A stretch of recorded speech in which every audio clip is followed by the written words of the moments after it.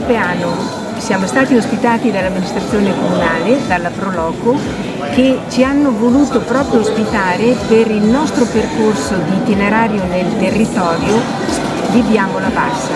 Opeano, che è una città dall'aprile del 2011, ma Opeano da Opidanus, che quindi è anche di città cittadino. Sono qui e accanto a me c'è Luca, assessore, e quindi Luca, un grazie a tutta l'amministrazione per l'ospitalità. Abbiamo trascorso una giornata veramente interessante, ma soprattutto veramente importante dal punto di vista storico-culturale, per ciò che abbiamo visto, per ciò che abbiamo sentito, la storia, la cultura, le leggende, e quindi un grazie veramente perché questo dà un valore aggiunto proprio al nostro territorio.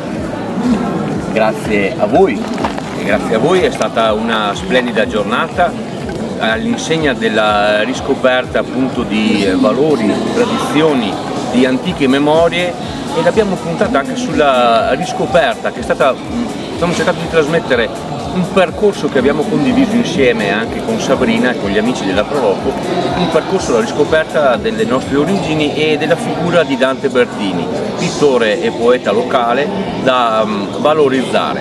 Abbiamo iniziato appunto con il recentissimo acquisto di una nuova opera che va ad incrementare la collezione del comune, e cercheremo nel futuro di studiarlo maggiormente. Abbiamo già raccolto anche alcune informazioni, alcuni contatti con i luoghi che frequentava a Milano, con gli istituti e le accademie, per cercare di valorizzare ancora di più, e insieme con voi dell'Associazione La Pianura, quello che è il nostro territorio, facendo sinergia anche con le altre realtà. Grazie ancora a voi.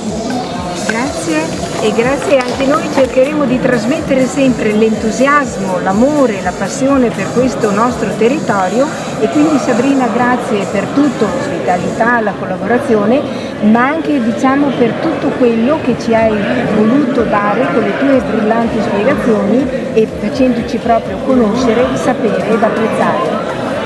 Grazie a voi, mi ricollego a quello che ha detto Luca. Diciamo, questa giornata è nata da una passione comune che anche a livello di amicizia condividiamo Luca ed io, e che è la passione e l'amore per il territorio. Luca in particolare ha un grande amore per la storia e le storie di questo paese, però un pensiero che mi era venuto oggi è questo, che a volte, come tutti i grandi amori, se non diventa concreto e non si fa presente, diventa nostalgia. Noi non vogliamo che la storia del paese resti nostalgia, vogliamo che invece diventi presente per chi passa in queste zone. Quindi grazie anche a voi che ci avete aiutato a promuovere la giornata, e speriamo che ce ne siano molte altre. Grazie, ce ne saranno delle altre, quindi vi aspettiamo e un cordiale arrivederci a Castagnaro il 1° di ottobre. Grazie.